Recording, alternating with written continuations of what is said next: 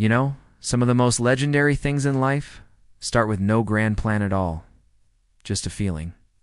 That's the story of Oppikoppi. Begins with a small hill, a koppi, rising from the red earth of the Limpopo bushveld.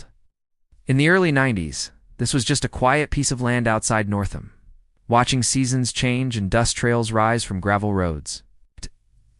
It wasn't expecting music, but South Africa was changing. The country was breathing new air, and young people were hungry for places to gather, to make their own noise. It was in this moment that two friends looked at this hill, where a small sun-bleached bar stood, and had an idea. Why not here? They called it Oppikoppi Afrikaans, four on the little hill. The name was humble, local, and perfectly suited to the place.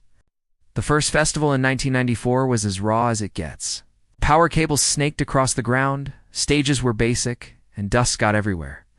But when those first guitar chords rang out, something magical happened. People didn't just come to watch bands. They came to belong. The early years were defined by South African rock. Bands that would become household names played on makeshift stages, sharing drinks and conversations with fans around campfires. It was messy, loud, and brilliant. Word spread like wildfire. Each year, more people made the dusty pilgrimage. The festival grew, not because it chased growth, but because people kept coming back, bringing their friends. Oppikoppi was never comfortable, and that was its charm.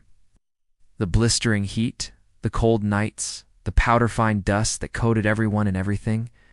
It became a rite of passage, a first road trip, a first night under the stars with music echoing in the distance. As the years went on, Oppikoppi evolved. Rock was still its heart, but jazz, electronic music, hip-hop, and folk found a home on the hill too.